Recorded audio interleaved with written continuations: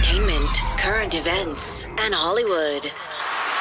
Don't miss Creator to Creators, hosted by the filmmaker Meosha Bean, known for the Shudder hit documentary Horror Noir and the acclaimed film Anatomy of an Anti-Hero, Redemption. This show features interviews with filmmakers and creatives from around the globe. Join the fun with guest celebrities and gain valuable insights. Subscribe now and follow Creator to Creators. Hi guys, welcome to another episode of Creators to Creators today. Today we have a special guest. It's Emma Bass. How are we all? Welcome. So, I love going back to the beginning. I always say the beginning charts our trajectory in life, our little habits we pick up along the way, follow us into our adulthood. Tell me a little bit about, your childhood and, that journey. And then just kind of when did you find the love, or when the music, the bug, you got bit by the music bug happened? Oh, I definitely got bit by the music bug very early on. I was a bit of a musical nut, actually. So I was, doing musicals, singing, acting, dancing, triple threat. It was super fun. And then, I was in choirs. I was singing at the opera house, singing on the radio. It was quite funny because me and my sister are both singers as well. So we would always do shows together as Stepfords and stuff like that. And we complement each other really well. So we ended up doing a lot for our primary school. We were the main singers there, doing all the school plays there as well at the local theatre and stuff like that. I did acting classes. I did dancing classes. I didn't really do much singing training. I think that I was just lucky enough that I can actually just sing. So then, moving on into more of my adult life, it was so random. I actually started dating a DJ, and then I was like, this is sick. So I got into it about 9 years ago. I was 18. I'm 28 now. Oh no, that's 10 years ago. Wow. Okay. Well, I learned maths this morning. Wow. I got into DJing. I did learn how to produce a bit, and then obviously my singing and my writing kicked back in. I've been working with artists. Obviously I have my release coming up, which is super exciting. My first single one, which I haven't released a single yet. So really? Wow. Yeah, no. I toured Australia and done all sorts of stuff and played overseas and whatnot off the back end of collaborations. But yeah, this is my first single release. Wow. It's so interesting. And I'm sure it's so exciting. I'm just, to give all this, the creativeness to the world. I'm sure it's kind of also a little, what do you call it? A little you're nervous and you're not really sure about the feedback, but, what was, the process like, because I always love those stories of when someone creates something and, and puts it out. Tell me about the process. How involved were you in just everything, producing and just getting all the moving parts together to get people involved to create this project? Well, from end to end, I've sat through it all. It's not been a cheap process, I must admit. It's been in the studio, sitting through the production to coming up with the ideas that I want for my actual writing. So the storyline of this particular track is basically having one more night with someone who you've basically been on and off with, and I think we can all relate. I've definitely been there. That's why I sort of wrote this one from experience. I wanted to make the song super sexy. I wanted to make it super dancey, super fun. I kept it in my UK garage sort of realm, which I love. I do play a lot of tech and I do play a lot of minimal and a few other bits, but I definitely love the UK music. So I wanted to base it around that. My roots as well. I am from there. Yeah. So the Aussie accent is a bit deceiving. I've been here for a while. I did grow up here. So, best of both worlds. But with the whole process, I've been sitting through it obviously from making the track, mix and mastering, hearing the final product to getting it out there, like putting it all on the distribution, like side of things, you know, PR. I've done a music video, all the lead up content. I've been playing it out to get some, you know, lead up sort of content for my page, for my followers, so they know when it's about to drop. All of this is about to start happening. Obviously, I'm going to start dropping those now because it's roughly like a month and a bit before the release now. So it's January 16th it comes out. That's exciting. Like you're starting the new year strong, Yeah, 2026. definitely. Got a lot of collabs coming up as well, which is super exciting. You know, featuring my vocals on other tracks. And then I've got 2 more ready to release as well. So Wow. the first half of the year is already booked up, which is very exciting.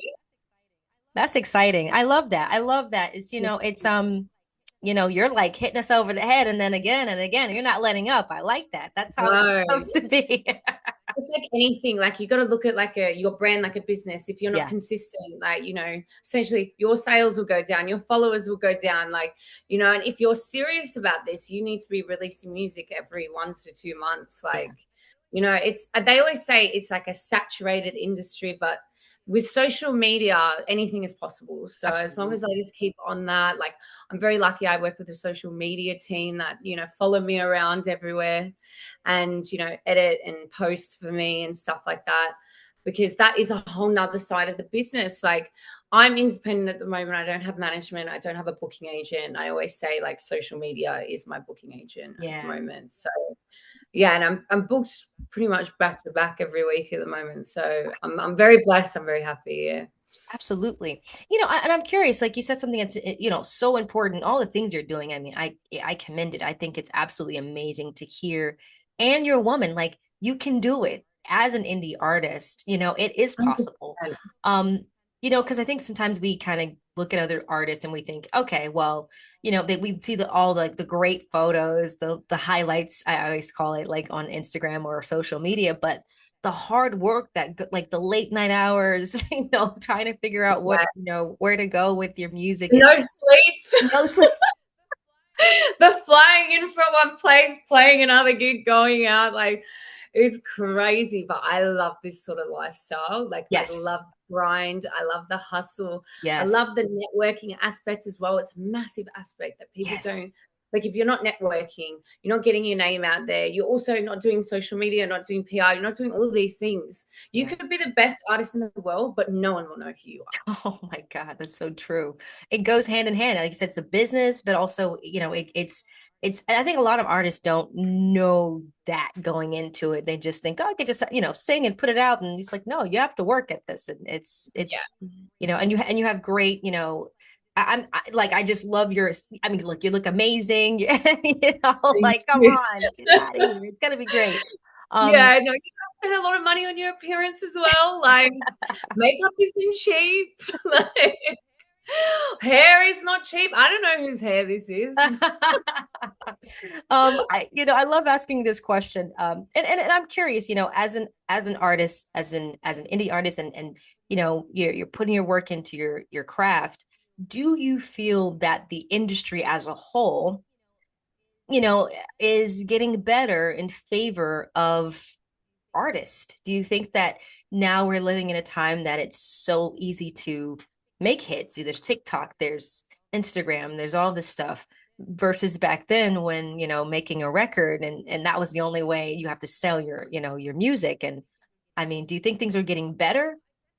Well, I definitely think that they are in that aspect, especially with having social media as a platform, as a channel to be able to grow and spread. But at the end of the day, as I said, it is really saturated. So there is pros and there's cons now. Like obviously, you know, every second person is trying to be a DJ slash singer slash artist. So if you're not consistent, as I said, like no one, it's not going to be one of those things. You need to be creative. You need to come up with concepts. You need to come up with viral concepts. You need to be able to distribute your music and make sure it makes those Spotify playlists. It makes those, you know, trends. You somehow come up with like a TikTok dance or whatever it may be to get your track out there.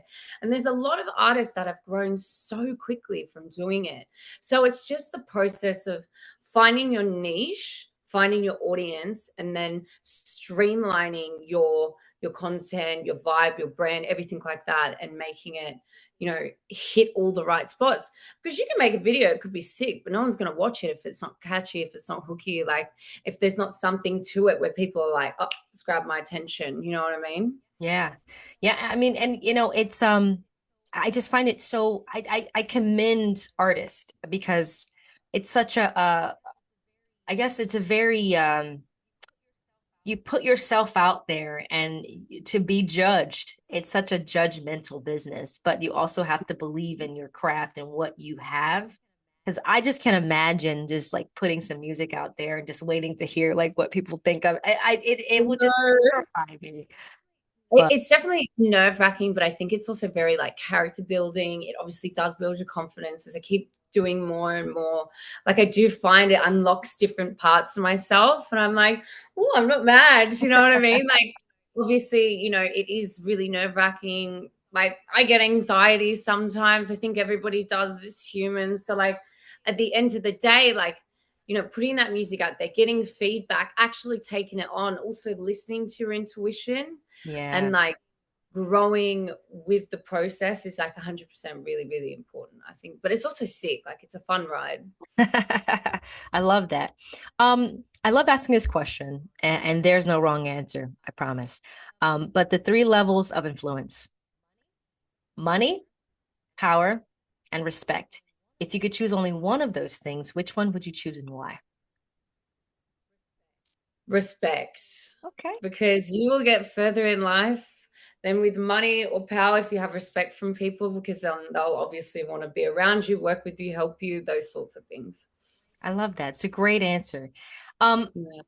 when you're writing or when you're working on your music, like what's some things that kind of, inspire you to like, okay, this is good. I got to put that in there. Or because I'm a perfectionist, I'm a filmmaker. So a lot of my stuff, I like to like, I'll just do a reshoot. I'm like, okay, let's shoot that again. Okay, again, I could do better, and like, how do you know when you're like, all right, this is good. I'm going to put this away and move on. Yeah. I guess it's a process because like I'll write a song and then I'll be like, okay, some bits that I don't like, I'm going to come back to it on another day with a fresh brain. Because when you sit in the studio for like 6, 8, 12 hours, you're just like, your brain starts to just slowly fry itself. Yeah. Like, you just start looking at it going, no, not today. Or sometimes I've just written something in a day, bang, done. Like Yeah. it's perfect. So it depends each time. Just depends where your headspace is at. Like sometimes you can just get on a roll. Like I can sometimes just be like, oh my God, that's brilliant. And like I sometimes use like Chat GPT to help me and stuff. And I'm like, I need to come up with a word. I'm like, what word am I thinking of? And I start just talking to her. And I'm like, oh yeah, that's the one. But like also I do like to write from personal experiences because I feel like if you can keep it personal, my heart will be in it. Plus it's going to be something that's relatable as well. You know what I mean? For the audience, be like, oh, that's a vibe, like catch on with it. I love that.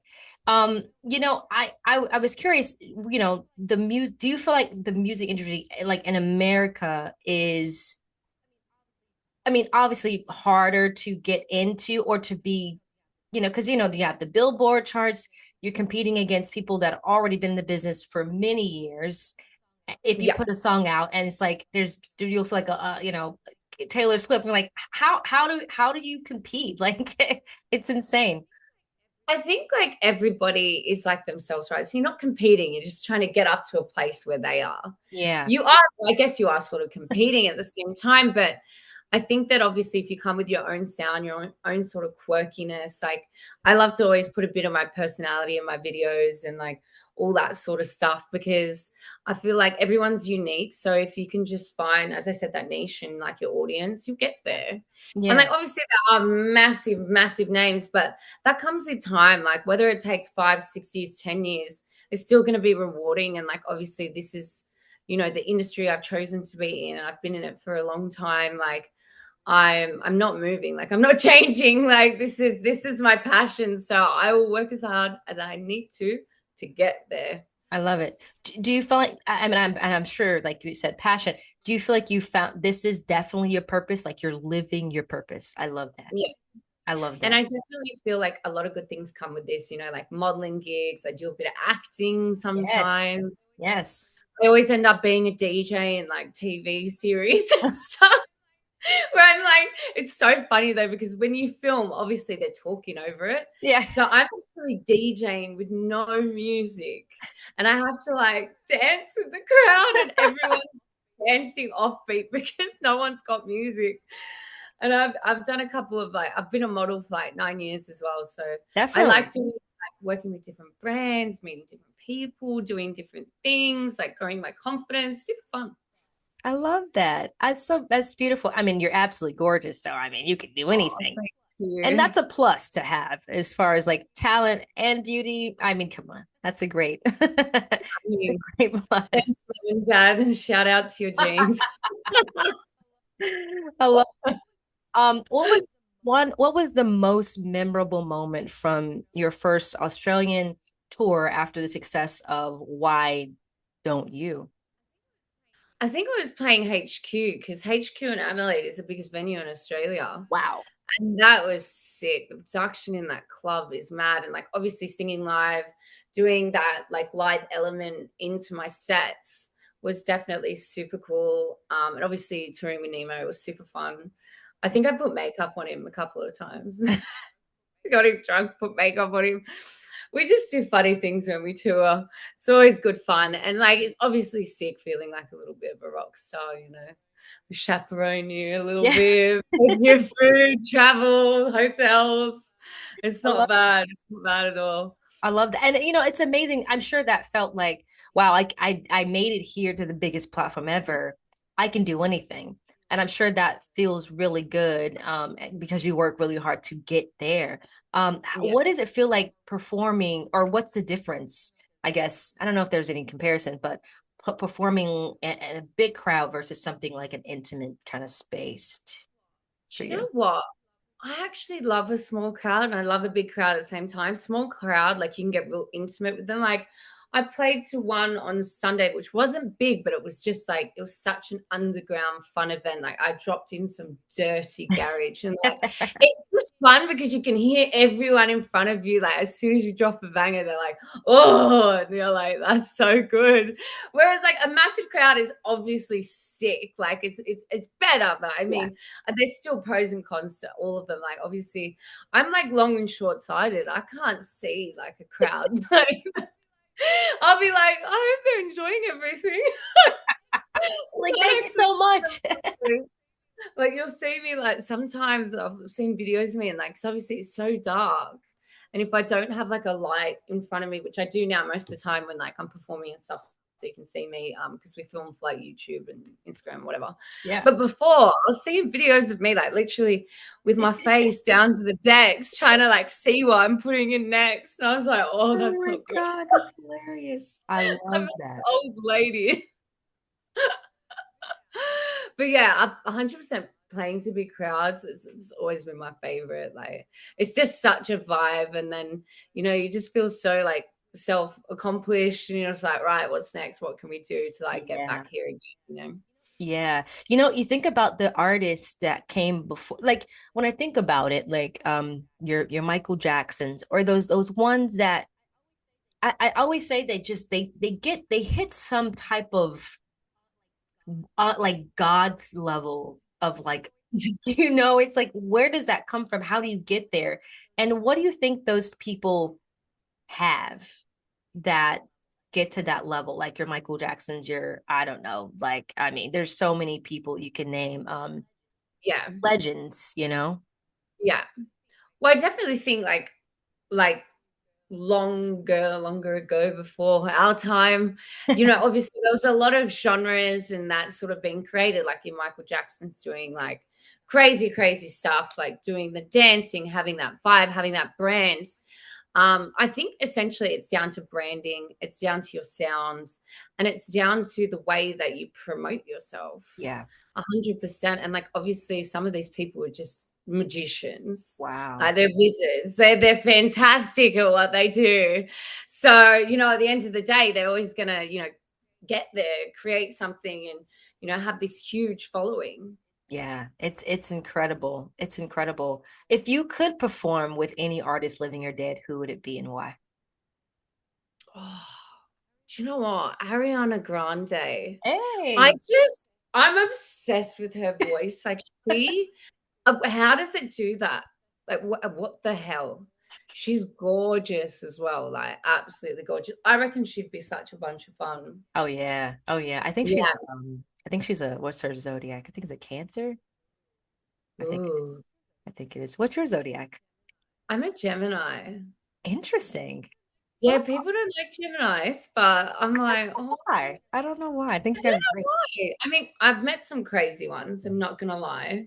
But I think there's crazy in every like zodiac sign. We can't just say it's Gemini. It's like Exactly. Exactly. Amen. yeah. Your collaboration with Lit Lords hit 100K views on Trap Nation. What do you Foundation. think that what like made that track resonate so strongly with audiences?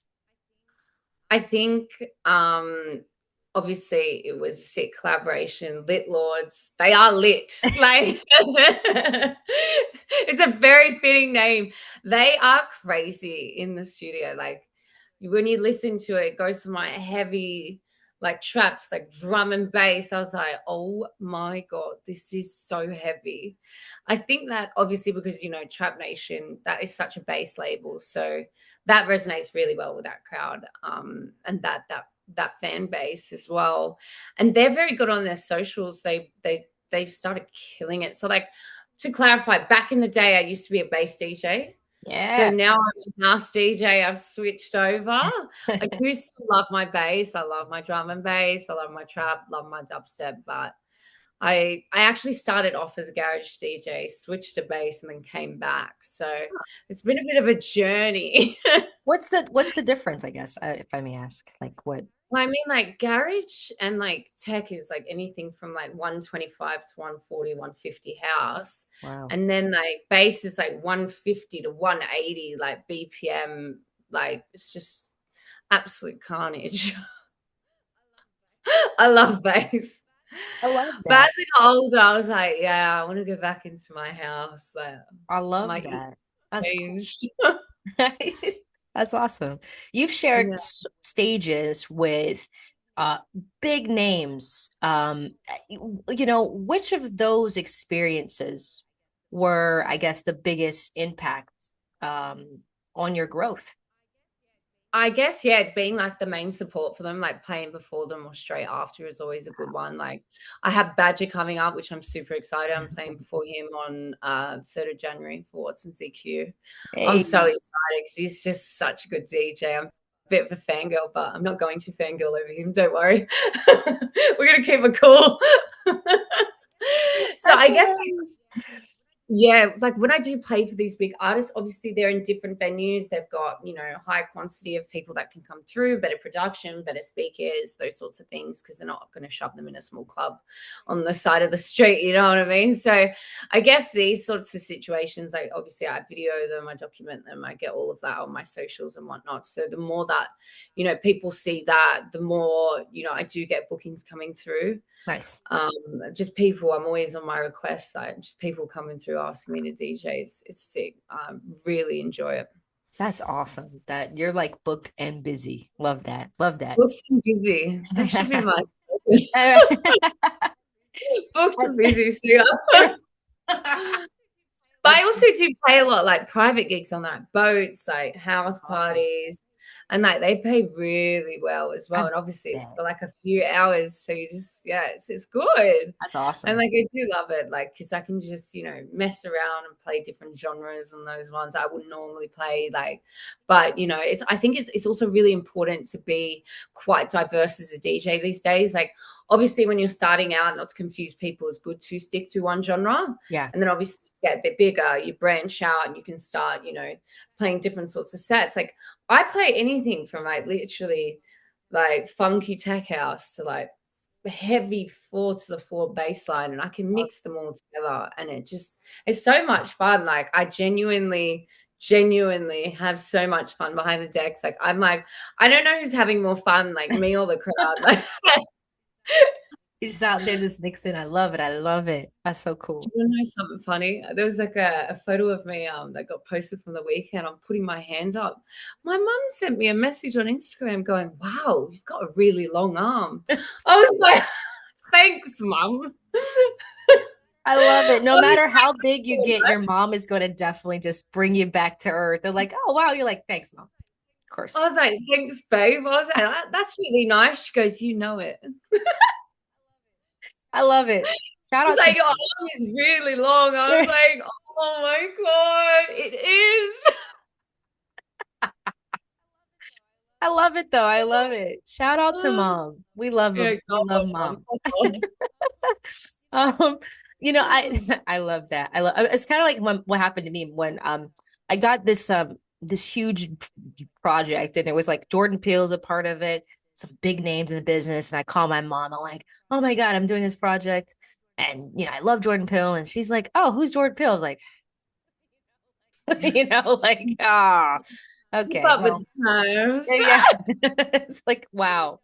But Yeah, that's their world, but that's parents for you, I guess. I know. My mum goes, "I don't even know what you're doing half the time. You're just always doing something." She's like, "I don't understand it." I'm like, "Just watch. You don't need to Right. understand it. Fine, mum." Like, I love it. I love that. Oh, it's so yeah. great.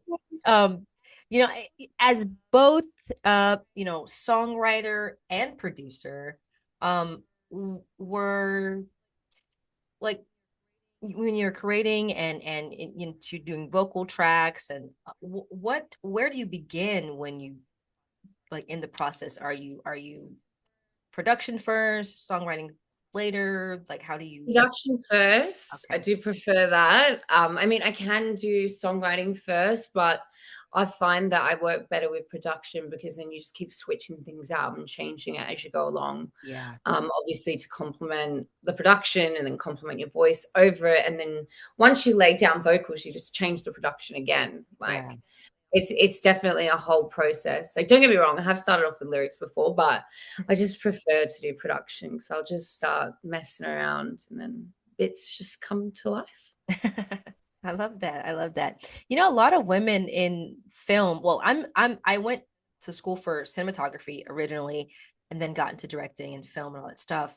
That direction. And I noticed there's not many women that are doing, cinematography, but we're out there, we're not getting chosen. So I'm curious of how was it for, being a DJ and a female, but also not just any woman, you're attractive woman.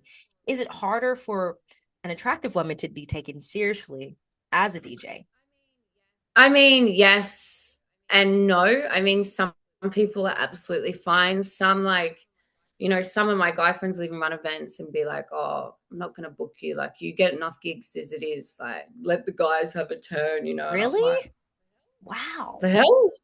That's And crazy. there are aspects where like promoters have creeped on me and I've been playing as a resident there and then I've turned them down and then bang, all my gigs are gone. Wow. Yeah, because I'm not going to sleep through this industry and get a rep. Good. Like some Good. people have, some people don't. Like it's up to them. But personally, for me, I'm not doing that. I'd rather be respected, and I'd rather actually get gigs off my craft as opposed to just sleeping with people. It's not really my vibe. But I mean, I don't put down anybody who does. Good on them. Do what you need to do.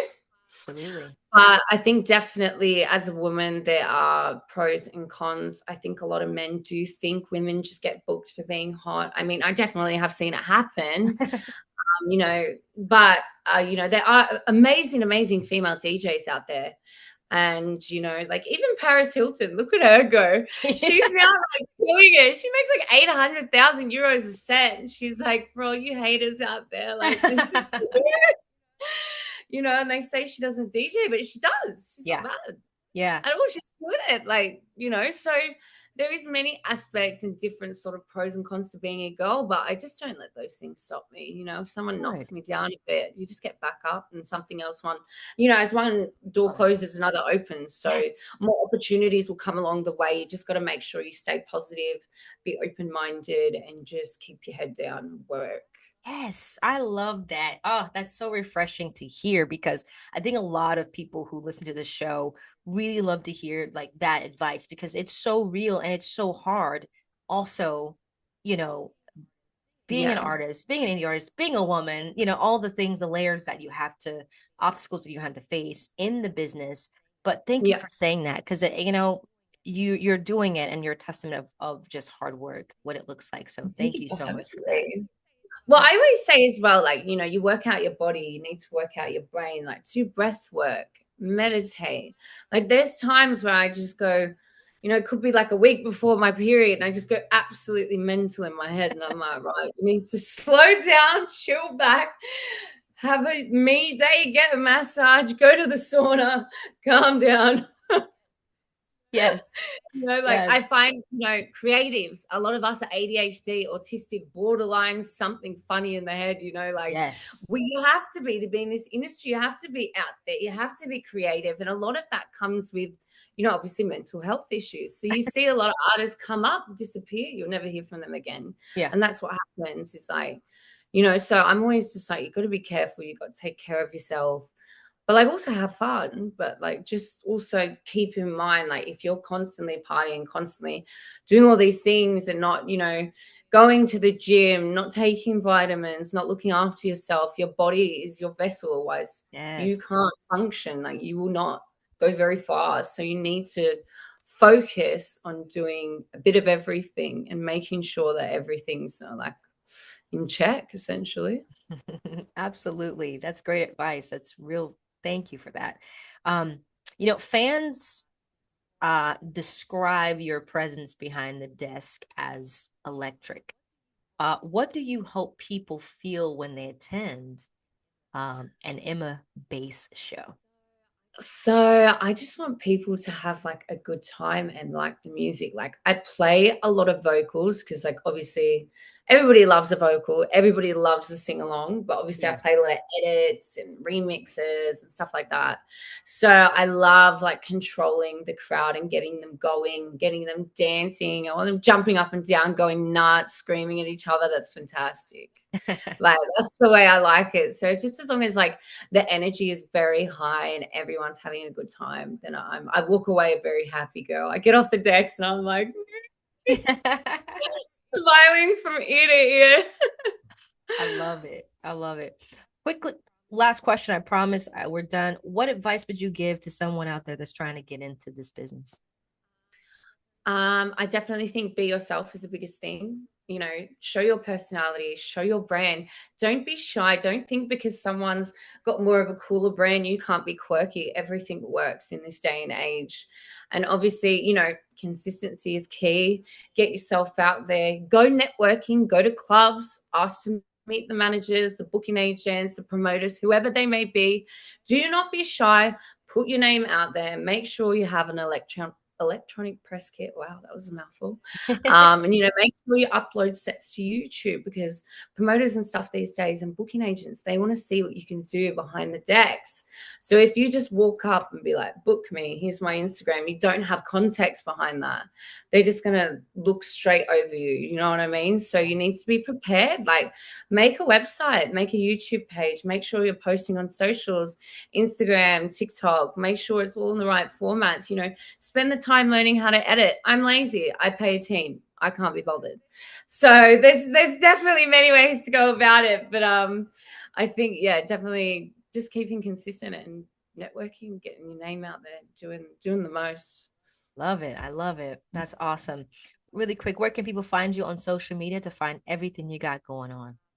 My ad is at Who is Emma Bass. Bass is spelled like bass. I'm very lucky. I have a very cool last name. It's not, everyone's always like, why'd you change your name to Emma Bass? I'm like, no, that's my actual name. Yeah. Yeah. It's my name. Yeah, people think I have a stage name too. I'm like, no, that's my name. It's my name. I'm blessed. Like, also shout out mom and dad, last name, sick one. Sick one. Absolutely, absolutely. Well, thank you so much for coming on. It was a pleasure. Wish you the best with this launch. Congratulations on everything you have going on. Everybody go follow, support, and again, congratulations. It was a pleasure. Thanks so much for having me. So 16th of Jan, Sweet Deja Vu is out. Let's go. Let's go. All right. Thank you so much. And thank you all for listening. And always remember to live, love, laugh. We'll see you guys next time. Bye-bye. Bye.